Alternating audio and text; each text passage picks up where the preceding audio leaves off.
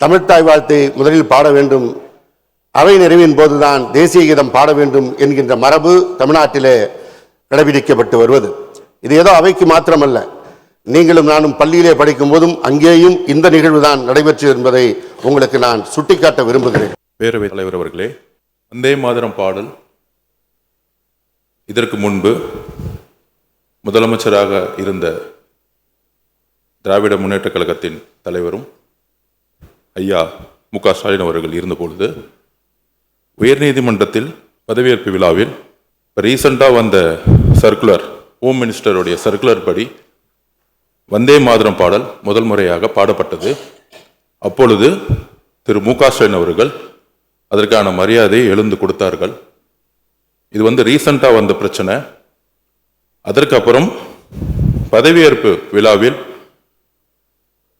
மாண்புமிகு முதலமைச்சரா பொறுப்பேற்பதற்கு முன்பு கவர்னரிடம் கோரிக்கை கொடுத்தார்கள். அப்பொழுது கவர்னர் ஹோம் மினிஸ்டருடைய சர்க்குலரை தான் நாங்கள் ஒபே பண்ணணும்னு சொன்னார். கிட்டத்தட்ட 5 நிமிடம் அப்பொழுதே தன்னுடைய கோரிக்கை வைத்தார் பதவியேற்பு விழாவுக்கு முன்பே. அதன் பின்பு கவர்னருடைய அலுவலகத்தில் அடுத்த பதவியேற்பு நடக்கும் பொழுதும் நம்மளுடைய கோரிக்கை முதல்வரும் சரி நாங்களும் சரி வைத்தோம்.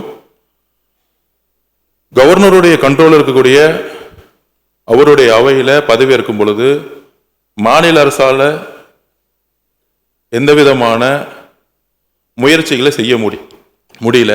ஆனால் அரசு நிகழ்ச்சிகளில் எப்பொழுதும் தாய்மொழியா இருக்கக்கூடிய தமிழ்த்தாய் வாழ்த்தை பாடினோம்.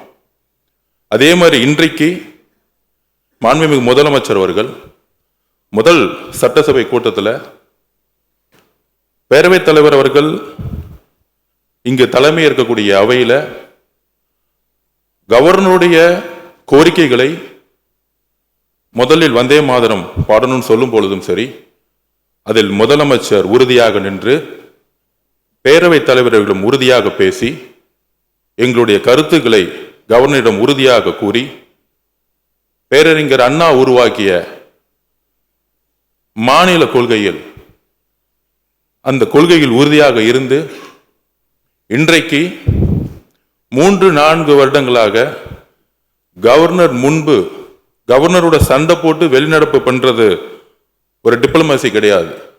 எந்த கவர்னர் புறக்கணிக்கப்பட்டாரோ அதே கவர்னர் முன்பு தமிழ்த்தாய் வாழ்த்து பாடப்பட்டது.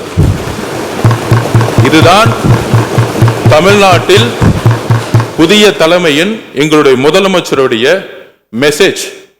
நாங்கள் எப்பொழுதும் மாநில கொள்கையில் உறுதியாக இருப்போம்.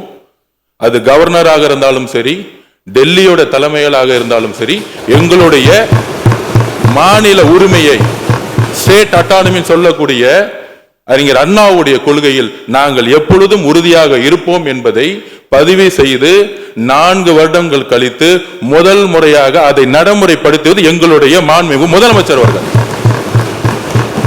ஒரு சண்டை போட்டு வெளிநடப்பு பண்றதில்லை, அதே கவர்னரை தமிழ்த்தாய் வாழ்த்து முதல்ல பாட வச்சு நிக்க வச்சு மரியாதை கொடுத்து தமிழக மக்களுடைய உரிமையை நிலைநாட்டியது இந்த அவையில். அதனால இதை திராவிட முன்னேற்ற கழகத்துடைய தோழர்கள், உங்களுடைய கொள்கையும் எங்களுடைய கொள்கையும் அண்ணாவுடைய கொள்கையும் தான். இதில் எந்த விதமான கருத்து வேறுபாடும் கிடையாது. இதில் நம்ம கிட்ட எந்த விதமான வேறுபாடும் கிடையாதுங்களை நம்முடைய சகோதரர்களுடைய சட்டமன்ற உறுப்பினர்கிட்ட பதிவு பண்ணிக்கிறோம். அதில் நாங்கள் எப்பொழுதும் எங்கள் உயிரை விட உறுதியாக நாங்கள் இருப்போங்கிறதை பதிவு பண்ணிக்கிறோம்.